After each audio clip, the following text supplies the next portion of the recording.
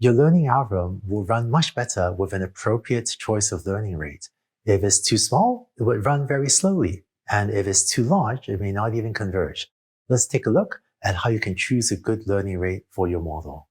Concretely, if you plot the cost for a number of iterations and notice that the cost sometimes goes up and sometimes goes down, you should take that as a clear sign that gradient descent is not working properly.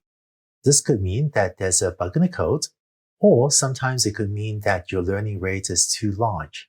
So here's an illustration of what might be happening. Here, the vertical axis is a cost function j, and the horizontal axis represents a parameter like maybe w1. And if the learning rate is too big, then if you start off here, your update step may overshoot the minimum and end up here. And in the next update step here, you're again overshooting, so you end up here, and so on. And that's why the cost can sometimes go up instead of decreasing. To fix this, you can use a smaller learning rate. So then your updates may start here and go down a little bit and down a bit, and will hopefully consistently decrease until it reaches the global minimum. Sometimes you may see that the cost consistently increases after each iteration, like this curve here. This is also likely due to a learning rate that is too large, and it could be addressed by choosing a smaller learning rate. But learning rates like this could also be a sign of a possible bug in the code. For example, if I wrote my code so that W1 gets updated as W1 plus alpha times its derivative term, this could result in the cost consistently increasing at each iteration. And this is because adding the derivative term moves your cost j further from the global minimum instead of closer. So remember, you want to use a minus sign, so the code should be updated W1 updated by W1 minus alpha times the derivative term. One debugging tip for a correct implementation of gradient descent is that with a small enough learning rate, the cost function should decrease on every single iteration. So if gradient descent isn't working, one thing I will often do, and I hope you find this tip useful too, one thing I'll often do is just set alpha to be a very, very small number and see if that causes the cost to decrease on every iteration. If, even with alpha set to a very small number, j doesn't decrease on every single iteration, but instead sometimes increases, then that usually means there's a bug somewhere in the code.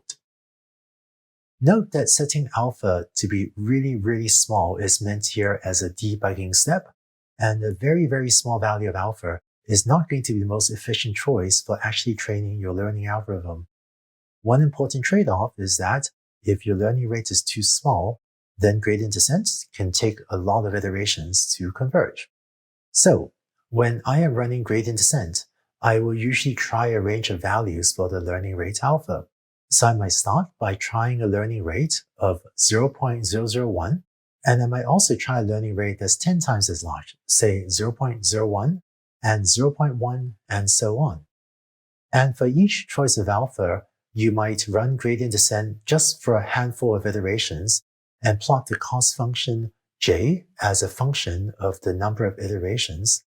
And after trying a few different values, you might then pick the value of alpha that seems to decrease the learning rate rapidly, but also consistently.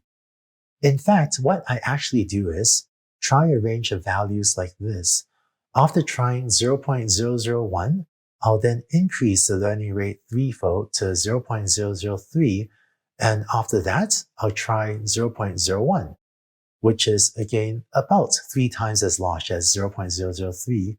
So these are roughly trying out gradient descent with each value of alpha being roughly 3 times bigger than the previous value. So what I'll do is try a range of values until I found a value that's too small, and then also make sure I found a value that's too large. And I'll slowly try to pick the largest possible learning rate, or just something slightly smaller than the largest reasonable value that I found. And when I do that, it usually gives me a good learning rate for my model. So I hope this technique too will be useful for you to choose a good learning rate for your implementation of gradient descent. In the upcoming optional lab, you can also take a look at how feature scaling is done in code and also see how different choices of the learning rate alpha can lead to either better or worse training of your model. I hope you have fun playing with the value of alpha and seeing the outcomes of different choices of alpha. So please take a look and run the code in the optional lab to gain a deeper intuition about feature scaling as well as the learning rate alpha. Choosing learning rates is an important part of training many learning algorithms, and I hope that this video gives you intuition about different choices and how to pick a good value for alpha. Now, there are a couple more ideas they can use to make multiple linear regression much more powerful, and that is choosing custom features, which will also allow you to fit curves, not just a straight line, to your data.